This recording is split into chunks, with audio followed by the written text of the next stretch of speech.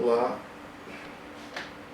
Então, nessa sessão sobre os nossos comentários sobre o futuro da sociedade teosófica, Teosofia, Madame Blavatsky, o futuro da sociedade teosófica, nós vamos tentar uma missão impossível de, nesse espaço de pouco mais de meia hora, fazermos uma exposição sobre a importância do primeiro objetivo da sociedade teosófica.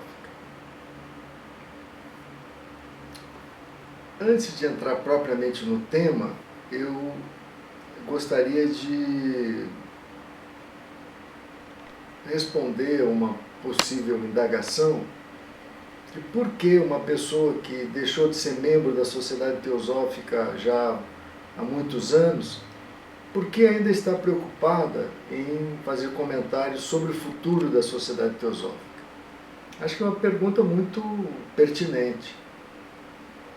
Então eu gostaria de esclarecer que, embora eu tenha saído da sociedade teosófica, eu continuei tremendamente unido aos objetivos da sociedade teosófica.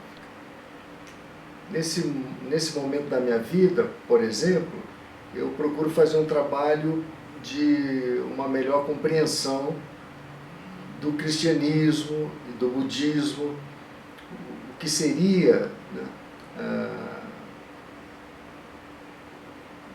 uma base mais verdadeira, mais autêntica dessas duas grandes tradições, o budismo e o cristianismo.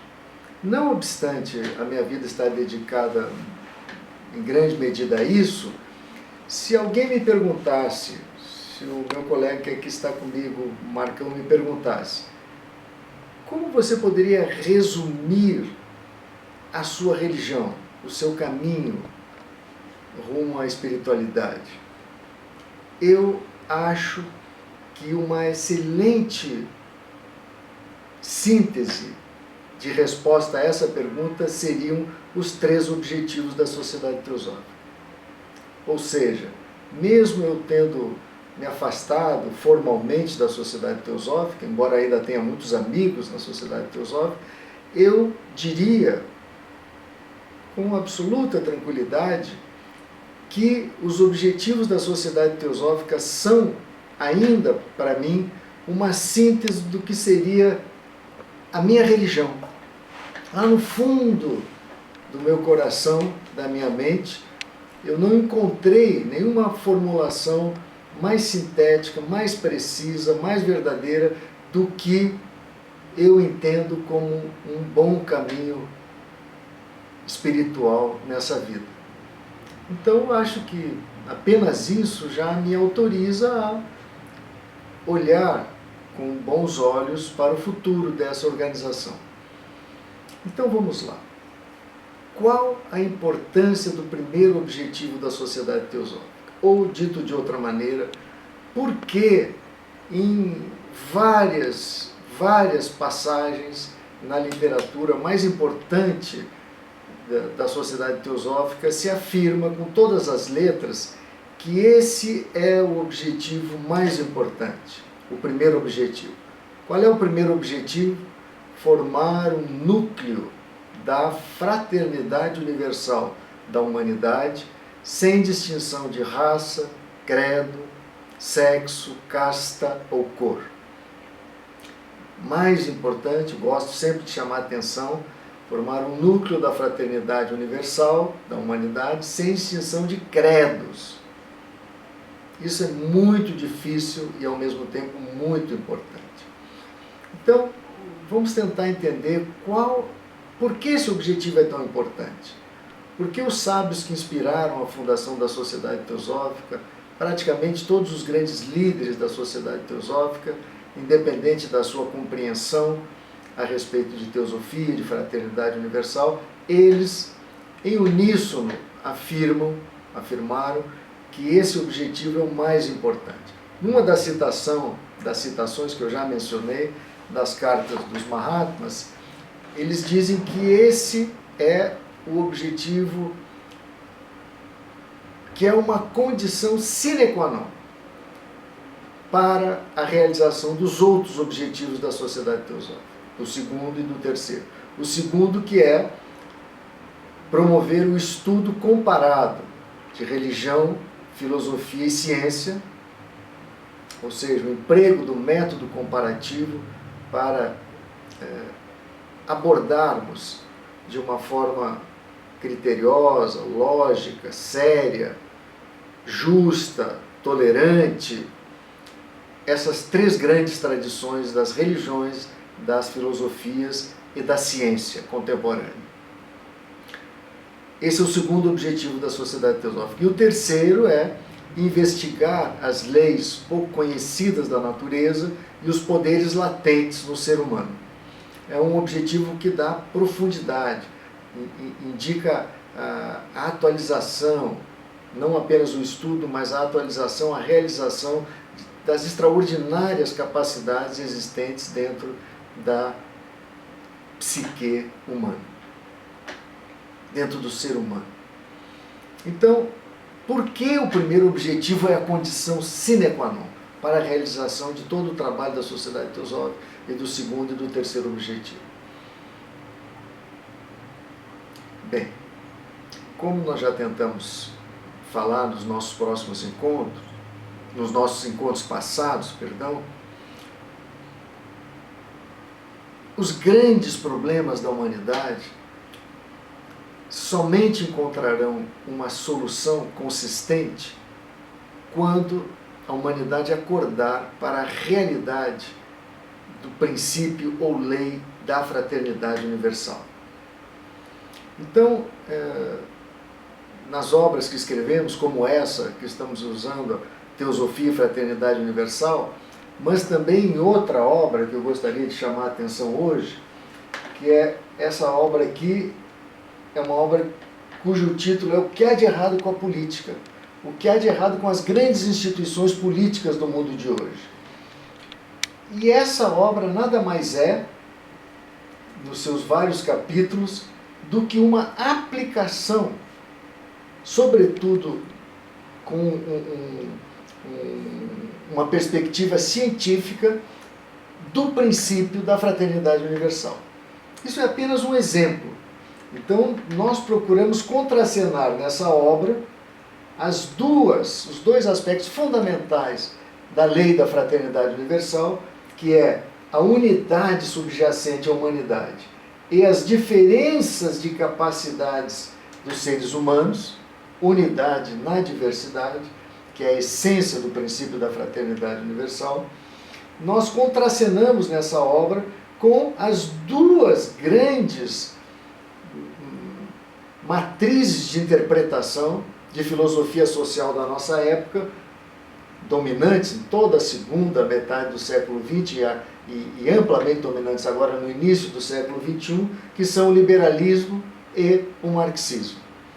E nós, analisando as premissas do liberalismo e as premissas do marxismo, apontamos para o fato de que elas negam, afrontam o princípio ou lei da fraternidade universal. E por isso eles se encontram numa espécie de beco sem saída no que diz respeito à capacidade de resolver os grandes problemas humanos.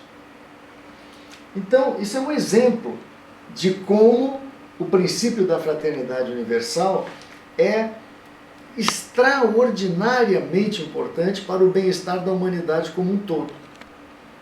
As pessoas que tiverem curiosidade, está aí a obra de graça na internet, O que há de errado com a política, na íntegra, como a outra obra também, Teosofia e Fraternidade Universal, está aí de graça na íntegra para quem quiser conhecer. Então, a tese que eu gostaria de apresentar é essa. O princípio da fraternidade universal ele é absolutamente decisivo para a chance, se a humanidade quiser ter a chance de resolver, de encontrar uma solução consistente para os seus imensos problemas, ela vai ter que acordar, vai ter que encarar seriamente o princípio da fraternidade universal. Nessas obras a gente procura com vagar, com seriedade, expor essa hipótese, essa tese. Muito bem.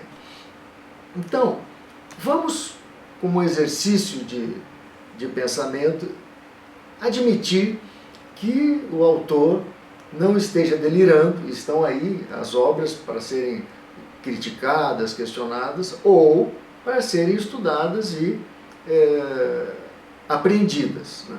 Então vamos dar como uma hipótese uma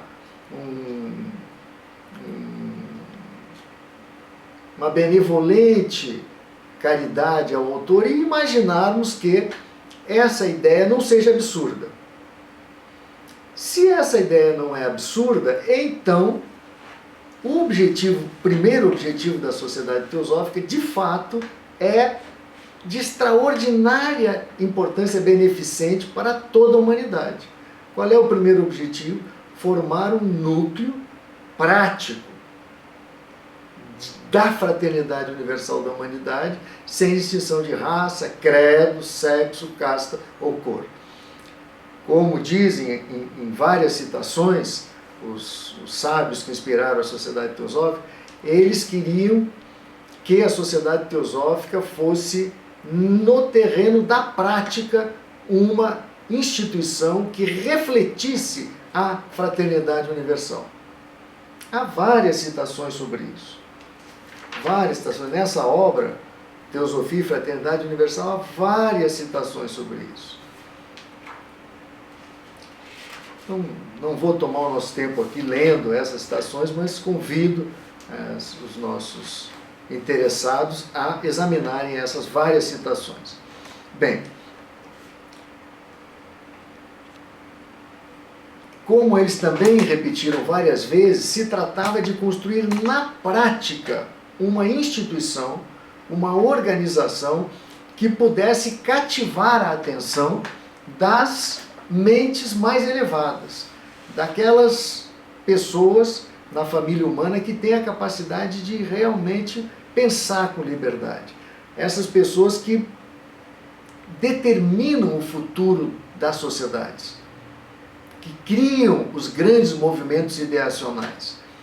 Essas pessoas, a Sociedade Teosófica deveria chamar a atenção, cativar a atenção, como um dos mestres usou essa expressão, cativar a atenção das mentes mais elevadas. Ou seja, a Sociedade Teosófica deveria se constituir na prática como uma organização que tivesse a capacidade de chamar a atenção, de cativar a atenção das mentes mais elevadas. Para isso, eles julgavam fundamental que ela desse o exemplo de uma instituição, de uma organização que mostrasse ao mundo, na prática, repito mais uma vez, o que seria o núcleo, um exemplo prático da fraternidade universal da humanidade. Em primeiro lugar, penso eu, quais seriam as características desse exemplo prático? Em primeiro lugar, um modelo organizacional que fosse inspirado pela fraternidade universal, que não fosse uma cópia das ideias dominantes no mundo, que são agressões, que são negações do princípio da fraternidade universal. Isso em primeiríssimo lugar. Então, nós temos na história da Sociedade Teosófica um exemplo muito mal compreendido, que foi o trabalho do Sr. Alan Hume, lá no século XIX ainda. O Sr. Alan Hume era um alto administrador da burocracia britânica na Índia daquela época, né? A Inglaterra dominava a Índia era uma espécie de colônia da coroa britânica daquela época, e o Sr. Alan Hume era um grande administrador daquela época. E, de uma forma até hoje muito, muito pouco compreendida, existe uma citação que diz assim: nem o Mahashohan, nem o mestre Kuthumi, nem o mestre Mori, que aqui diz assim, nem o Chohan, nem KH e nem eu mesmo, jamais subestimamos a utilidade do Sr. Hume. Ele prestou serviço de inestimável valor à Sociedade Teosófica e a Madame Blavatsky. E tão somente ele é capaz de tornar a Sociedade Teosófica um agente eficiente para o bem. Está aqui, Mahatma Letters, carta número 29, página 225. Pessoas podem examinar, não estou inventando. Por que uma pessoa como o Sr. Alan Hume era o único capaz de tornar a sociedade teosófica um agente eficiente para o bem? Ele era uma pessoa orgulhosa, vaidosa, né, arrogante, não era um profundo conhecedor de filosofia perene. Por que então essa pessoa, tão somente ele, seria capaz de tornar a sociedade teosófica um agente eficiente para o bem? Ora, ele era um grande administrador. Numa outra passagem, os mestres dizem o seguinte: ao Sr. Hume, Sr. Alan Hume, foi mostrado a maneira como ele pode beneficiar milhões e milhões de seus irmãos. Se ele persistir em suas resoluções, ele tem um grande e nobre trabalho à sua frente. O trabalho de um verdadeiro fundador de uma nova era social, de uma era de reforma filosófica e religiosa. Uma nova era social. O Sr. Hume tinha essa capacidade, se ele persistisse em suas resoluções. Tem um grande e nobre trabalho, repito, à sua frente. Trabalho de um verdadeiro fundador de uma nova era social, de uma reforma filosófica e religiosa. Que o Sr. Hume tinha uma extraordinária capacidade, não há como negar. Porque quando ele saiu da Sociedade Teosófica, ele fundou o Partido do Congresso. Partido do Congresso que até hoje existe, é um dos grandes partidos políticos da Índia. Foi o partido que abrigou, por exemplo, o Sr. Gandhi. Foi o partido que foi o grande baluarte da independência da Índia. Ou seja, foi fundado pelo Sr. Alan Hume. Então vejam a capacidade extraordinária que essa pessoa tinha. Se não tivesse desertado das suas resoluções naquele momento, a extraordinária capacidade que ele tinha de ser o fundador de uma nova era social.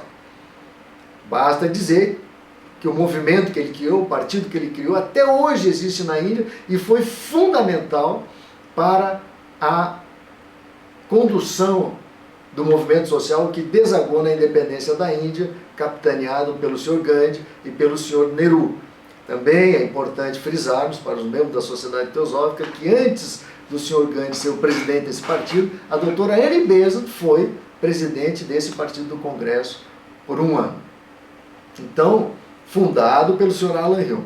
Agora, então esse senhor tinha uma capacidade de delinear o perfil de uma organização que seria atraente, que seria cativante para as mentes mais elevadas.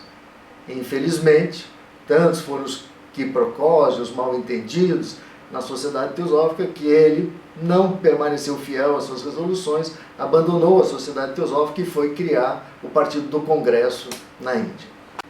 Então, numa outra citação, quando o Sr. Hume estava já prestes a sair da Sociedade Teosófica, desistida daquele projeto, um dos Mahatmas diz assim, você, se referindo ao Sr. Hume, de outro modo um homem bom e sábio, é inconscientemente um exemplo do espírito da sua época. Veja a importância do domínio das ideias do mundo, das ideias hegemônicas do mundo. Então, o mestre afirma, você, de outro modo um homem bom e sábio, é inconscientemente um exemplo do espírito da época, da época lá no final do século XIX.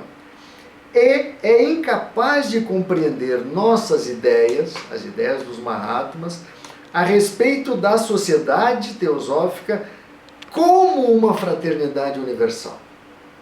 Ou seja, eles esperavam que o Sr. Hume pudesse auxiliar em desenhar o perfil organizacional de uma instituição que fosse uma fraternidade universal. Ou seja, a Sociedade Teosófica como uma fraternidade universal, para que ela pudesse se transformar na prática num exemplo real, vivo, de uma fraternidade universal. Não aconteceu isso. O Sr. Hume, como ele diz, não teve a capacidade de compreender nossas ideias a respeito da sociedade como uma fraternidade universal. E foi embora. Foi fundar o Partido do Congresso fora da Sociedade Teosófica.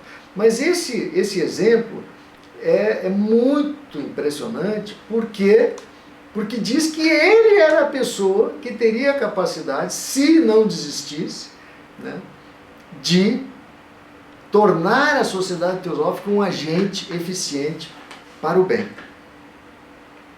Bem,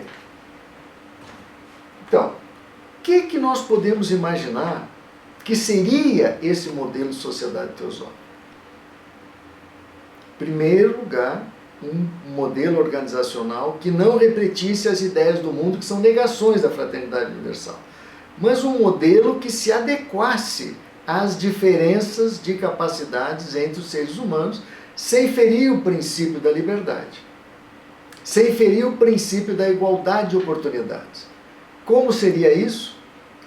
Em ambos os livros, tanto no livro O que há de errado com a política, quanto no livro Teosofia e Fraternidade Universal, a gente esboça como seria esse modelo.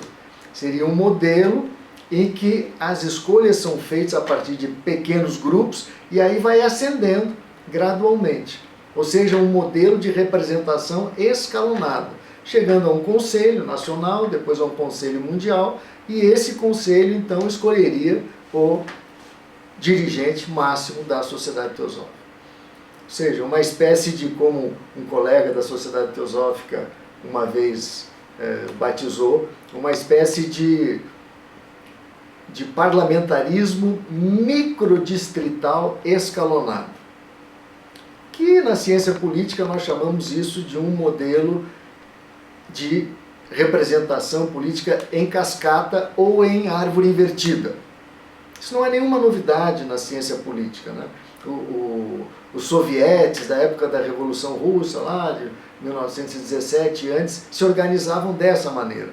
Os partidos comunistas na União Soviética, na China tal, se organizavam dessa maneira. Na China, que eu saiba, até hoje se organizam dessa maneira, até onde eu saiba.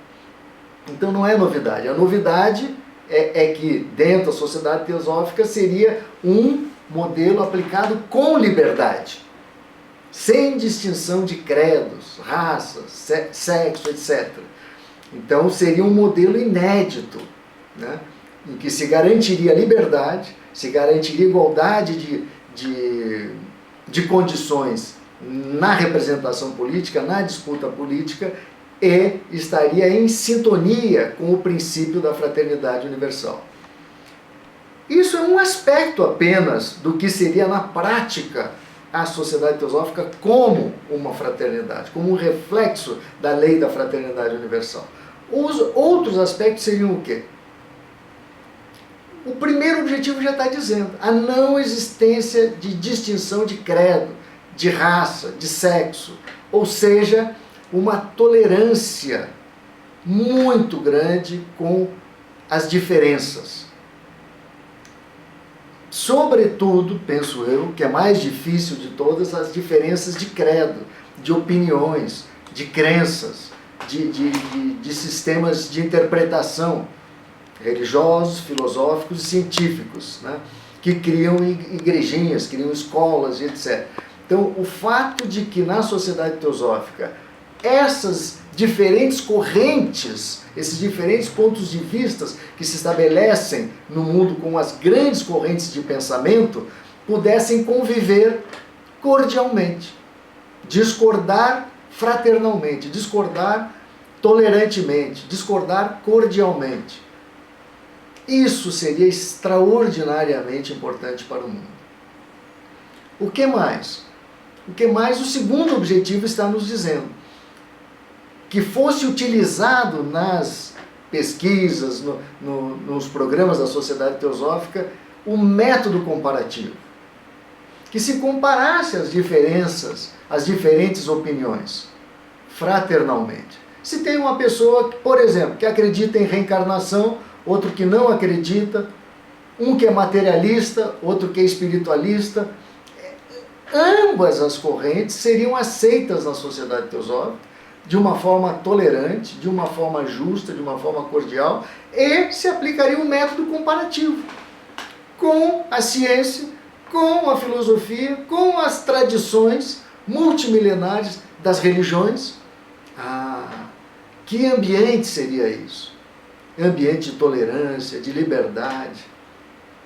Que diferença faria isso? Que capacidade de cativar as mentes mais elevadas. Mas não é isso que a gente vê, infelizmente, como eu já falei. Mas enfim, eu espero, dessa maneira, ter dado uma pequena noção da importância imensa do primeiro objetivo da Sociedade Teosófica. Não só para os grandes problemas mundiais, mas na prática da própria existência dos 3 objetivos da Sociedade Teosófica e da possibilidade de realização real, bem-sucedida, do segundo e do terceiro objetivo. Porque se eu não tiver o primeiro objetivo, se eu não tiver tolerância entre as grandes correntes de pensamento, as diferentes correntes de pensamento, materialistas, espiritualistas, reencarnacionistas, não reencarnacionistas e assim por diante, se eu não tiver tolerância entre essas grandes correntes de pensamento, como eu vou utilizar de uma forma honesta, justa, o método comparativo para abordar as religiões, as filosofias e a ciência contemporânea? Eu não vou fazer isso. Eu vou inconscientemente derivar para uma escolinha, uma seita, uma doutrina. A escolinha de uma doutrina como a gente vê na prática. E como lá no último capítulo da obra-chave para a Teosofia, o Mahatma já alerta. Né? Todos os intentos parecidos com o da Sociedade Teosófica fracassaram porque degeneraram através de passos imperceptíveis em dogmas, seitas, ideias cristalizadas e assim por diante. Então, o segundo objetivo já depende do primeiro.